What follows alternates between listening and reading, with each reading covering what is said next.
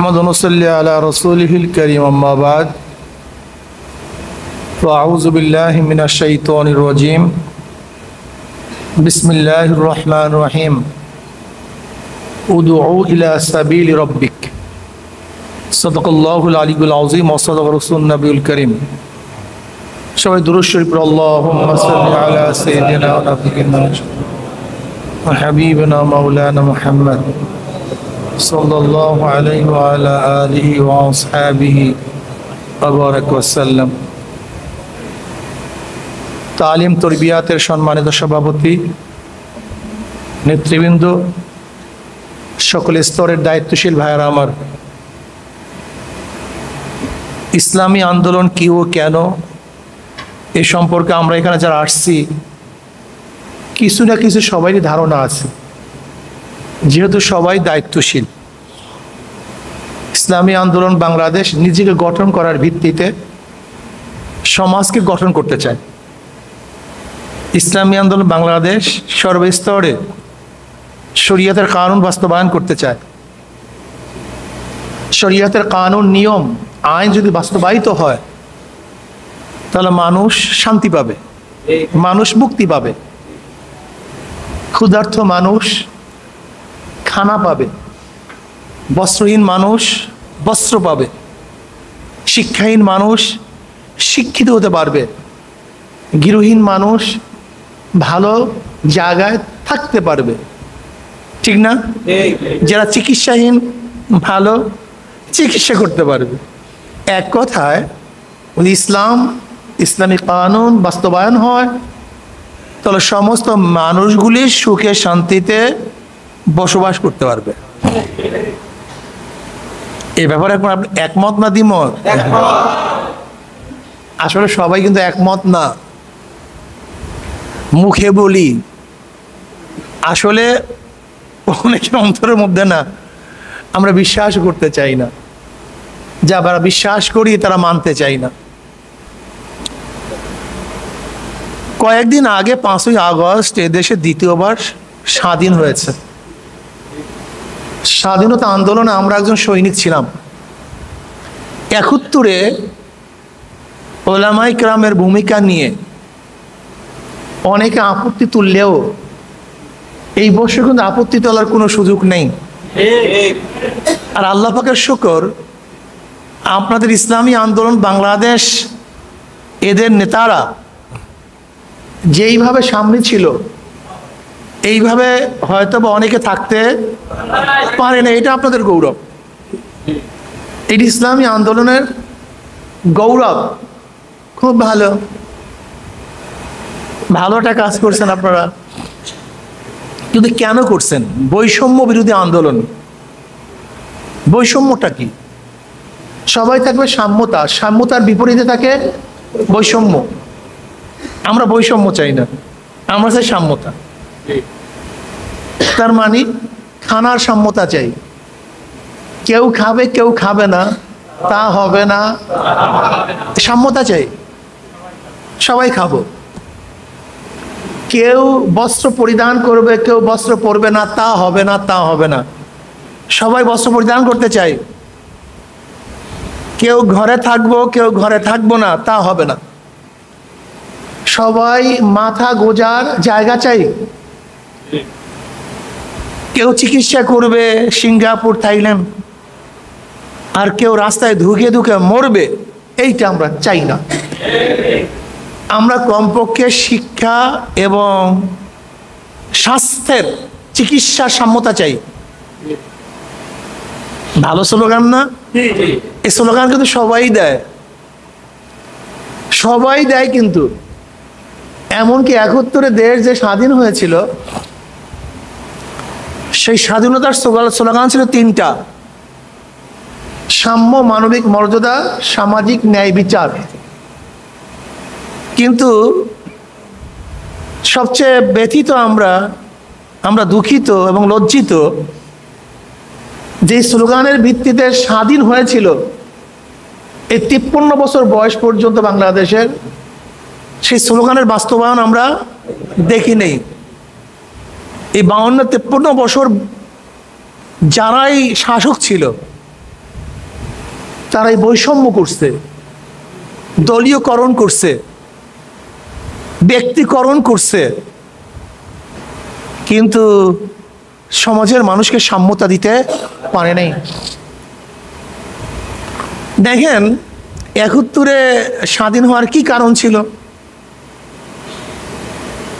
পাকিস্তানিরা কিন্তু উন্নয়নের স্লোগান বহুত দিয়েছিল। এই বক্তৃতা কিন্তু আমি অনেক আগে করেছি বহুতবার, তখন কিন্তু আপনাদের কানেও ঢোকে না, বুঝতেও পারেন নাই। আমি বারবার বলেছিলাম, দেখেন আমি কতবার এই বক্তৃতা করেছি আমি নিজেও গুনে বলতে পারবো না, যে দেখেন পাকিস্তানের উন্নয়নের কথা বলছিল, কিন্তু তাদের উন্নয়ন কর্ণপাত না করে পাকিস্তানের বিরুদ্ধে এই বাংলাদেশের মানুষগুলি ঝাঁপিয়ে পড়ছিল কেন? ভোটের মর্যাদা তারা রক্ষা করতে পারে নাই, দিতে পারে নাই। এই কারণে আমি বারবার বলেছিলাম, আওয়ামী সরকার আপনি যত উন্নয়নের কথা বলেন, যেহেতু ভোটের মর্যাদা আপনি রক্ষা করতে পারেন নাই, দিতে পারেন নাই, এদেশের মানুষের যা কিছু আছে আজকে হোক কালকে হোক একদিন না একদিন আপনার বিরুদ্ধে ঝাঁপিয়ে পড়বেই পড়বে। বলেন তো এই বক্তৃতা কতবার করেছিলাম? আপনার তখন সম্ভব হবে, কিন্তু থিওরি পরিবর্তন হয় না, মনে রাখতে হবে আপনাকে। থিওরি যেই কারণে পাকিস্তানের বিরুদ্ধে মানুষ ঝাঁপিয়ে পড়ছে, একই কারণ শেখ হাসিনার মধ্যে ছিল, কাজে এখানে ঝাঁপিয়ে পড়বে না কেন? মানুষ পড়ছে। মনে আছে বক্তৃতা করেছিলাম যে ৭২ বছর পরে যদি লেনিনের মূর্তি ক্যারেন দিয়ে তুলে সাগরের মধ্যে নিক্ষেপ করতে পারে, তাহলে এদেশের মানুষ, এদেশের জনগণ আজকে হোক কালকে হোক এই শেখ সাহেবের মূর্তিও তুলে বুড়িগঙ্গায় নিক্ষেপ করবে। মনে আছে? ব্যাস আল্লাহ দেখাইছেন, দেখলাম। পল্টন ময়দানে বক্তৃতা করেছিলাম, মনে আছে কিনা আপনাদের? শেখ হাসিনা আপনার পুলিশ আপনাকে রক্ষা করতে পারবে না। শোনেন না বক্তৃতা? ভারত আপনাকে রক্ষা করতে পারবে না, আপনার প্রশাসন আপনাকে রক্ষা করতে পারবে না। তখন আপনার ভাবছে কি কয় হুজুরে মনে হয় জজবা উঠে গেছে, হুজুরে মনে হয় স্বপ্ন দেখতেছে। অনেকেই বলছেন এর কয় সনের বক্তৃতা? কত? 16 সনে, 16 সনে ঢাকাতে, আর সেইটা ঘটছে এই 24-এ। আমি কথাটা বুঝাতে পারছি? তা আমি যেটা বলছিলাম যে আসলে থিওরি ওই সময় যে কথাগুলো বলছিলাম আপনারা অনেকেই বিশ্বাস করতে পারেন নাই। যখন আমাদেরকে অ্যাসাল্ট করা হয়েছিল, বরিশাল আক্রমণ করা হয়েছিল, আল্লাহর কাছে বলছিলাম আল্লাহ গজব নাযিল করবে, এবং সেই গজব যেন 2 চোখে দেখতে পারি। আপনাদের মনে আছে টাউন হলে বক্তৃতা করেছিলাম, শেখ হাসিনা আওয়ামী লীগ তুমি সবার রক্ত হজম করতে পারবে না, সব রক্ত তুমি হজম করতে পারবে না, সবার রক্ত এক না। আপনারা তখন ভাবছিলেন যে হয়তো হুজুরে জজবার সাথে বলে, মনে আছে তো? বলছিলাম যে সবার রক্ত তুমি হজম করতে পারবা না, কিন্তু সেই সবকিছু আল্লাহ দেখাইছেন।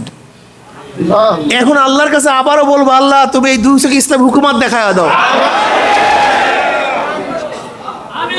আল্লাহ দেখাতে পারেন কি পারেন না? আল্লাহ পাক দেখাতে পারেন, এটা আল্লাহর কাছে অসম্ভব কিছু না। কিন্তু দেখেন, ইন্নাল্লাহ লা ইউগাইরু মা বিকওমিন হাত্তা ইউগাইরু মা বিআনফুসিহিম। আল্লাহ পাক মানুষের ভাগ্যের পরিবর্তন করে না যতক্ষণ পর্যন্ত মানুষ তার ভাগ্যের পরিবর্তন না করে। আমরা বলেছিলাম শেখ হাসিনাকে বিদায় দেওয়ার আগ পর্যন্ত রাস্তা ছাড়বো না। এত শক্ত কথা কোনো দল বলতে পারে না, এত শক্ত কথা কেউ বলেনি।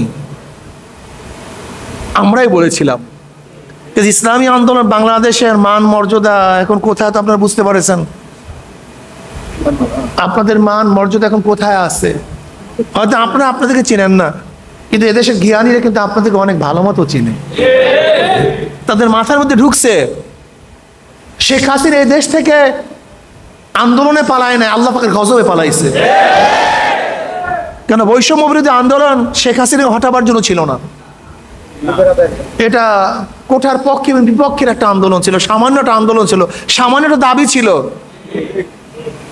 এই দাবি শেখ হাসিনাকে হটাবার দাবি ছিল না, কিন্তু আল্লাহ পাকের গজবে শেখ হাসিনা এদেশ থেকে ভাগতে বাধ্য হয়েছে।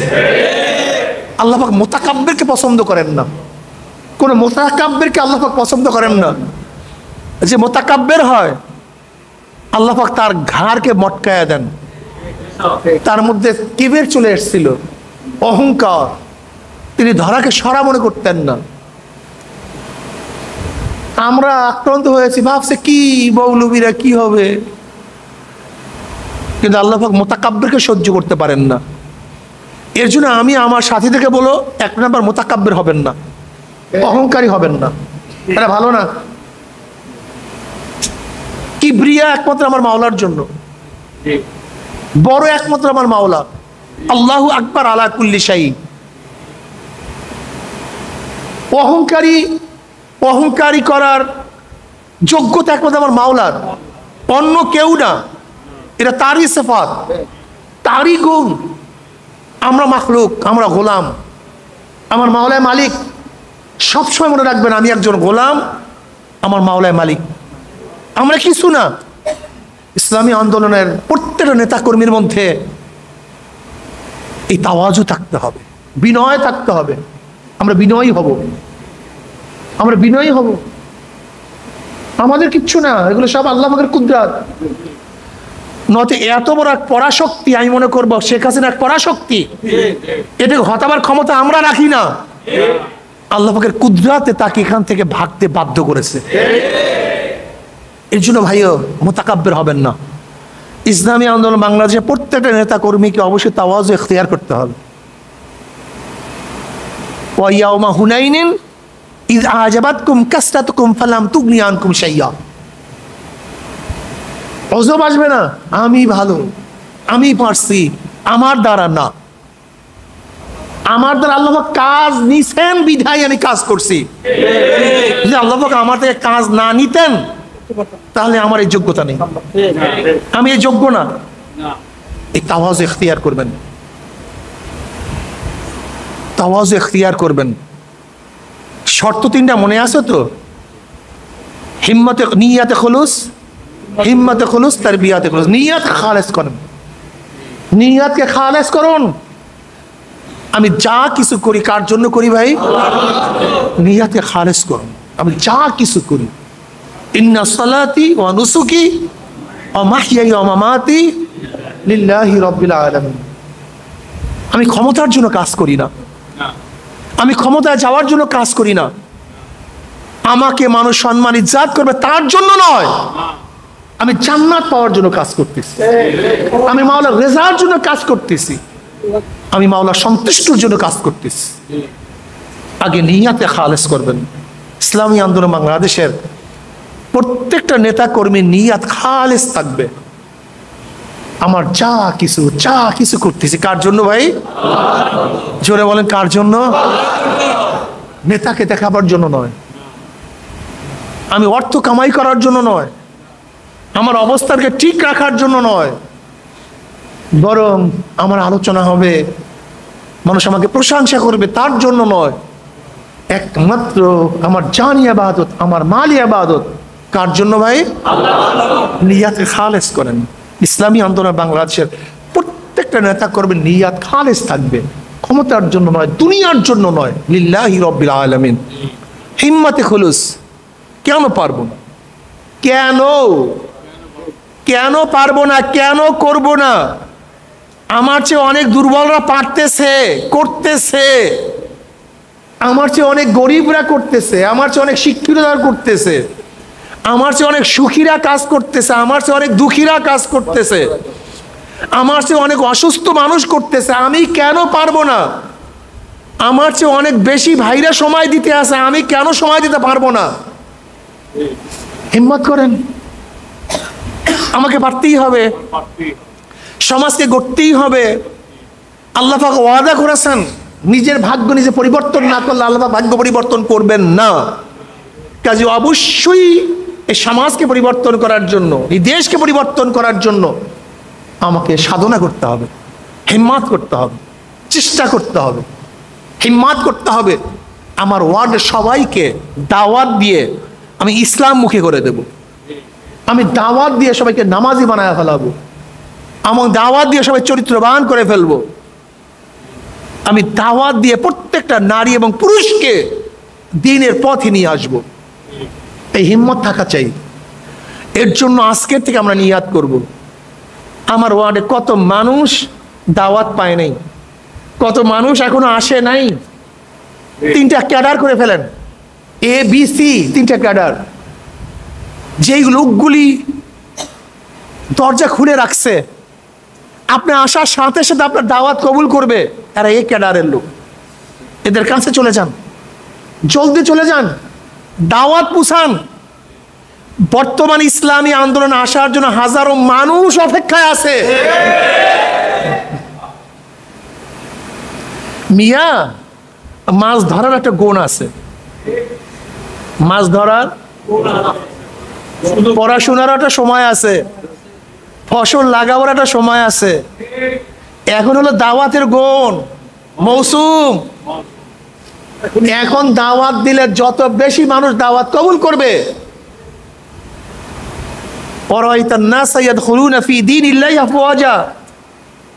এখন আপনি ঝাঁকে ঝাঁকে মানুষ এই দলে চলে আসবে। এখনই আপনি যান, নহে সমাপ্ত কর্মমোদের অবকাশ কোথায়? বিশ্রামের, বিশ্রামের সময় মৃত্যুর পর। মৃত্যুর পর মুসলমান মুমিনরা বিশ্রাম করে, মৃত্যুর পরে আরামে ঘুমাবো। কিন্তু যতদিন জিন্দা আছি মুসলমান মুমিনের এত আরাম করা যাবে না। আমাদের চেয়ে তো আপনার আরাম প্রিয় না, আমাদের চেয়ে তো আপনার আরাম প্রিয় না। কিন্তু আমরা যদি মোটামুটি একটু খাটতে পারি, চেষ্টা করতে পারি, আপনারা পারবেন না কেন? আমাকে বলুন তো, বিশ্বাস করেন নাকি জানি না আমি। আমরা এই বিগত এই সময়গুলিতে যে কাজ করছি, এই যে ঢাকায় গিয়ে উঠছি, নামিই নেই, শেষ করছি তারপরে আসছি। কেন কাজ করবেন না কেন? কারণটা কি? সাহাবায়ে কেরাম রিদওয়ানুল্লাহি তাআলা আলাইহিম আজমাইনরা যদি এত সাধনা করতে পারে, এত ত্যাগ করতে পারে, এত চেষ্টা করতে পারে, আমরা তাদের উত্তরসূরি হয়ে আমরা কেন পারবো না? বাবা, কেন পারবো না? সাহাবায়ে কেরাম রিদওয়ানুল্লাহি আজমাইন যদি 69 হিজরিতে লালমনিরহাট, 69 হিজরিতে লালমনিরহাট হারানো মসজিদ পাওয়া গেছে, যেটার গায়ের মধ্যে লেখা, ইটের মধ্যে লেখা কোন সন? 69 হিজরি, সাহাবাদের যুগ। 100 হিজরি পর্যন্ত সাহাবাদের যুগ ছিল। সেই সময় যদি লালমনিরহাটে তারা এত সাধনা করে দ্বীনের দাওয়াত নিয়ে আসতে পারেন, তাহলে আপনি আমি কেন পারবো না? আমাকে বলেন তো, অন্তরের মধ্যে জ্বালা নাই কেন? আগুন নাই কেন অন্তরের মধ্যে? এই জ্বালা সৃষ্টি হয় না কেন? যে প্রত্যেকটা মানুষকে দাওয়াত দিয়ে ইসলামের পথে আনতে হবে, দিনদার বানাতে হবে, নেককার বানাতে হবে, সমাজকে পরিবর্তন করতে হবে। প্রতি মাসে আমাকে অবশ্যই 4 জন মানুষ দাওয়াত দিয়ে ইসলামের পথে আনতে হবে। এই জ্বালা হয় না কেন? জ্বালা পয়দা হয় না কেন? সময়কে বন্টন করেন, সময় বন্টন করেন। আল্লাহ পাক সময়ের কসম কাটছেন, আল আসর। আমি সময়ের কসম করে বলতেছি, সময় সবচেয়ে দামি। সময়কে বন্টন করেন। এই সময় থেকে এই সময় ব্যবসা করব, এই সময় থেকে এই সময় আমি সংসার করব, এই সময় থেকে এই সময় আমি দাওয়াতি কাজ করব, আমি সংগঠনের কাজ করব। আপনি সময়কে বন্টন করেন, দেখবেন সময়ের মধ্যে বরকত চলে আসবে। তাহলে 4 দোকানে আপনার 2 মিনিটের জায়গায় 5 মিনিট খরচ হবে না, কেন? আপনার সময় তো বন্টন করা। আপনার বন্ধুকে পাইছেন, বেহুদা গল্প গুজাবে, সেখানে সময় নষ্ট হবে না। বুঝাতে পারিনি? সময়কে বন্টন করেন, তাকসিম করেন, নিজামুল আওকাত করেন। সময়টাকে একটা নিজামের মধ্যে নিয়ে আসেন, একটা বন্টনের মধ্যে নিয়ে আসেন। দেখবেন আলহামদুলিল্লাহ 24 ঘন্টাকে যদি আপনি সুন্দর মতো বন্টন করতে পারেন, তাহলে দেখবেন সময়ের বরকত আর বরকত, বরকত আর বরকত। কিন্তু আমরা সময়কে বন্টন না করার কারণে আসলে সময়ের মূল্য নাই আমাদের কাছে, এর জন্য সময়ের গুরুত্বও নাই, সময়ও পাই না। সময়কে বন্টন করেন, দেখবেন অল্প সময়ের মধ্যে কত যে কাজ করতে পারবেন আপনি চিন্তাও করতে পারবেন না। একজন দামি ব্যক্তির সর্বপ্রথম কাজ হলো সময়কে বন্টন করা। একজন ব্যক্তি উন্নয়নের জন্য সবচেয়ে বেশি গুরুত্ব সময়কে বন্টন করা, সময়কে গুরুত্ব দেয়া। দেখবেন এর জন্য যত গোটা দুনিয়ার মধ্যে যত বড় দেশগুলি আছে এরা সময়কে এত বেশি মেনটেন করে, যেমন 4টার মিটিং 4টায় শুরু হবে, 1 মিনিট পরে শুরু হবে না, 1 মিনিট পরে না। 3টার মিটিং 3টায় 1 মিনিট পরে হবে না। তারা সময়কে এত মূল্যায়ন দেয়, এর জন্য তারা অনেক বেশি উচ্চায় উঠে গেছে। ইসলামের মধ্যে সময়ের গুরুত্ব সবচেয়ে বেশি। ইন্না সালাতা কানাত আলাল মুমিনিনা কিতাবাম মাওকুতা, সময় মতো নামাজ, সময় মতো রোজা, সময় মতো হজ, সময় মতো ইসলামের মধ্যে সব কিছু সময়ের মধ্যে। অথচ সময়ের গুরুত্ব আমাদের মধ্যে নেই। সময়কে গুরুত্ব দেন, সময়কে বন্টন করেন, নিজামুল আওকাত করেন, দেখবেন কাজের মধ্যে বরকত চলে আসবে, কাজের মধ্যে বরকত চলে আসবে।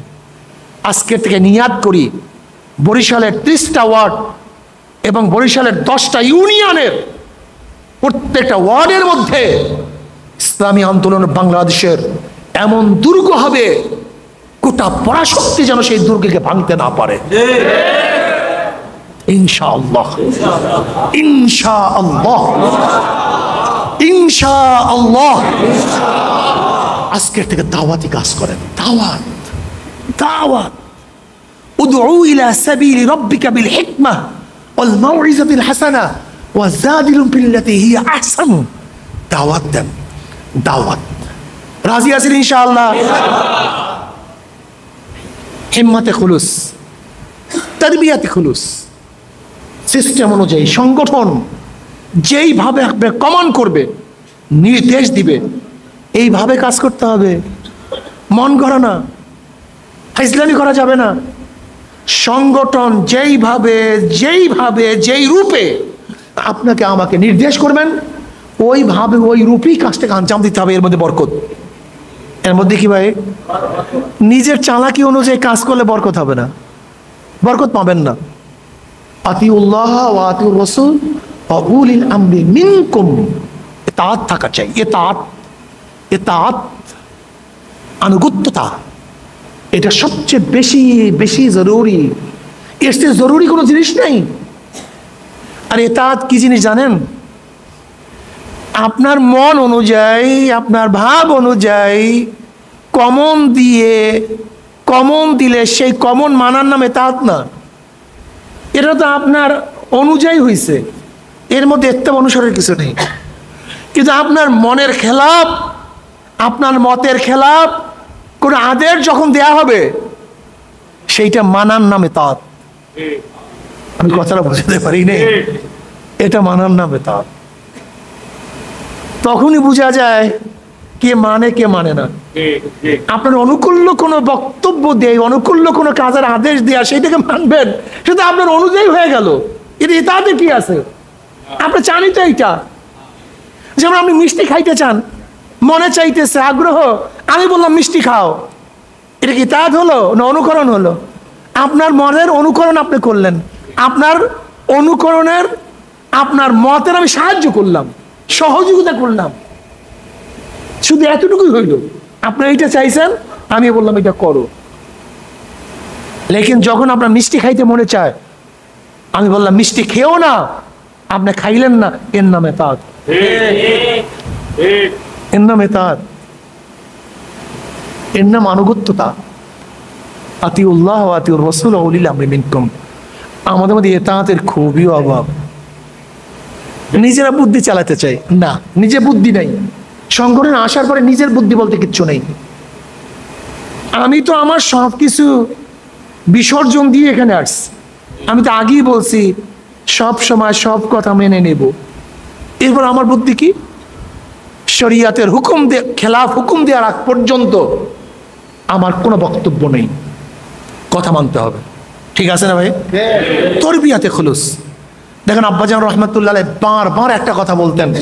কি বলতেন? উহুদের ময়দানে সাহাবায়ে কেরাম রিদওয়ানুল্লাহি তাআলা আলাইহিম আজমাইনদের নিয়াতের ত্রুটি ছিল না, হিম্মতের কোনো ত্রুটি, কিন্তু শাস্তি হওয়ার কারণটা কি? তারা তরবিয়ত মানছিল না। নবী আলাইহিস সালাতু ওয়াস সালাম বলেছেন, তোমরা ওই পাহাড়ের ওইখানে থাকবা, আমরা বিজয় হই অথবা নাই হই, আমার আদেশের আগ পর্যন্ত সেখান থেকে কেউ আসবা না। হযরত জুবাইর রাদিয়াল্লাহু তাআলার নেতৃত্বে 50 জন সাহাবীকে নবী আলাইহিস সালাতু ওয়াস সালাম সেখানে রেখেছিলেন। কিন্তু যখন বিজয় হয়ে গেছে, সাহাবাদের মধ্যে ইখতিলাফ শুরু হয়ে গেছে। তারা বললেন, নবীর হুকুম ছিল বিজয়ের আগ পর্যন্ত, এখন তো বিজয় হয়েই গেছে, ওরা তো চলে গেছে, গণিত মাতের মাল টুকাইতেছে, এখন তো আর এখানে থাকার জরুরত নাই। 40 জনের কথা মানাতে পারেন, তারা ইস্তেহাদ করছেন, ইস্তেহাদটা ভুল হয়ে গেছে, তাদের গুনাহ হয় নাই, ইস্তেহাদ করছেন, ইস্তেহাদ ভুল হয়ে গেছে। কিন্তু 10 জনে মানছেন, আচ্ছা নবী বলছেন এখানে থাকার জন্য, আমরা যাব না। ওই 10 জন সাহাবী শহীদ হয়ে গেছেন, কিন্তু নরেন নাই সেখান থেকে।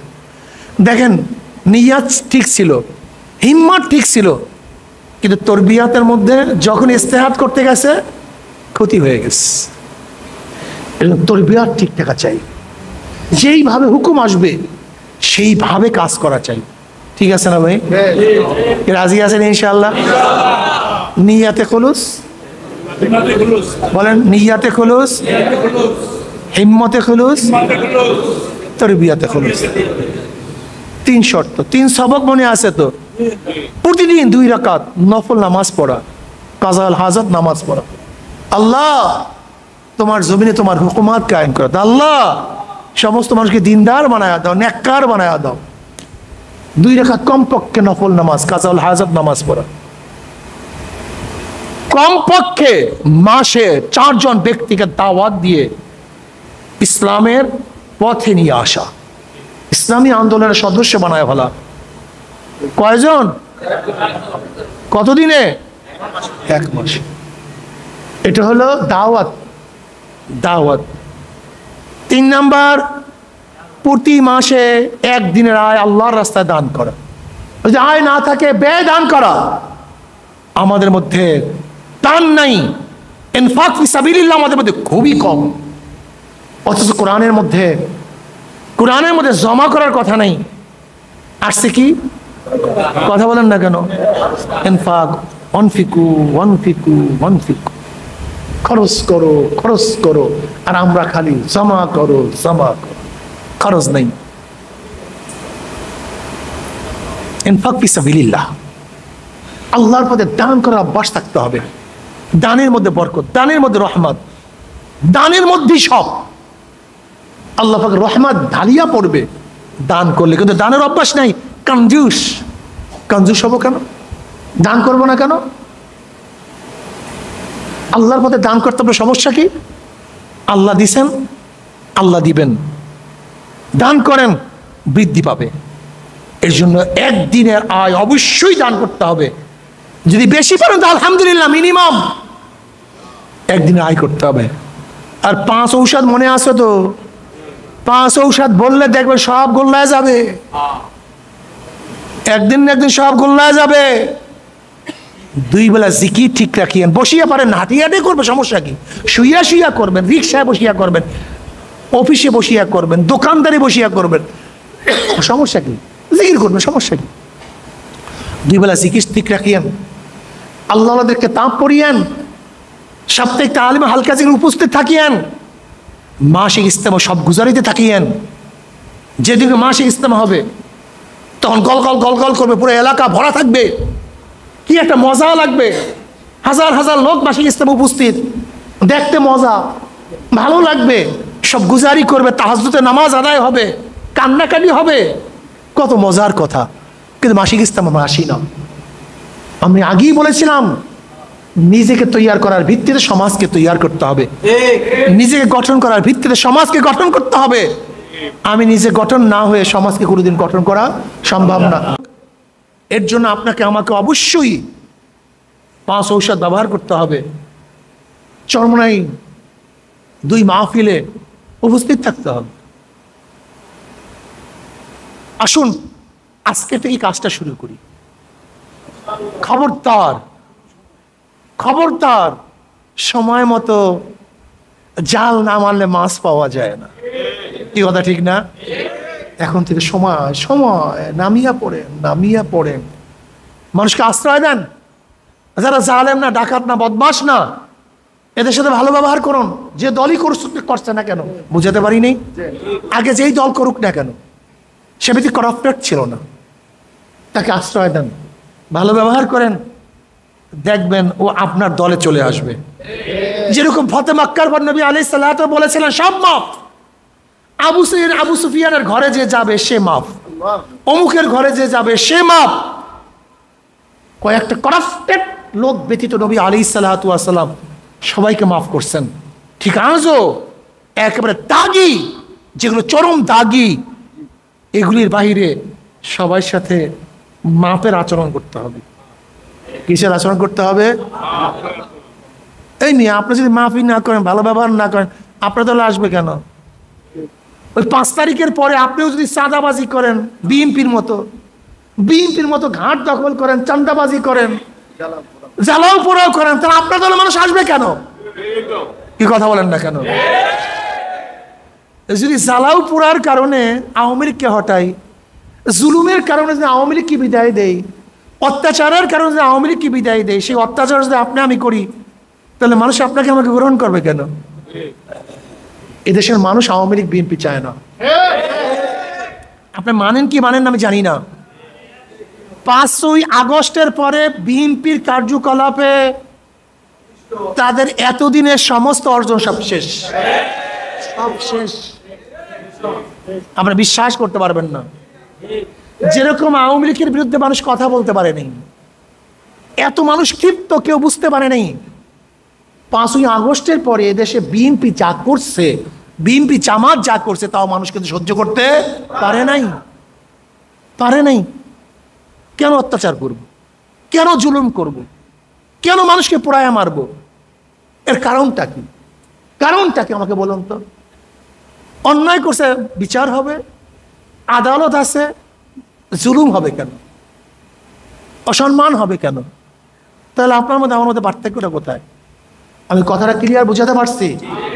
ইসলামী আন্দোলনের হৃদয়টা হতে হবে সাগরের মতো, যা কিছু পড়বে সব পাক হয়ে যাবে। কি কথা ঠিক না? কাজে আসুন, আজকের থেকে দাওয়াত দেই, প্রত্যেকে দাঁড়ে যাই। আগামী দিন ইসলাম হুকুমতের দিন, ইনশাআল্লাহ পাক আমাকে আমাদের সবাইকে ইসলাম হুকুমত কায়েম করার জন্য তৌফিক দান করেন। আর মনে রাখতে হবে, বন্যা চলতেছে, ফেনী, কুমিল্লা, নোয়াখালী সহ বিভিন্ন এলাকায় বন্যা চলতেছে। আমরা বন্যার্থদের জন্য ইসলামী আন্দোলনের পক্ষ থেকে বিশাল ত্রাণের ব্যবস্থা করতেছি। আমাদের বিভিন্ন কাফেলা সেই প্রথম থেকে আজও পর্যন্ত সেই দুর্গত এলাকায়, বন্যা দুর্গত এলাকায় কাজ করতেছি। আমরা ইনশাল্লাহ কাজ করতেছি। এর জন্য সর্বোচ্চ দান করতে হবে। বরিশাল মহানগরের মাধ্যমে আমরা বিশাল এক ইনশাল্লাহ ত্রাণ আমরা ফেনীতে, কুমিল্লায়, নোয়াখালী, লক্ষ্মীপুর যে অঞ্চলে বন্যা চলতেছে সেখানে আমরা প্রেরণ করবো ইনশাআল্লাহ।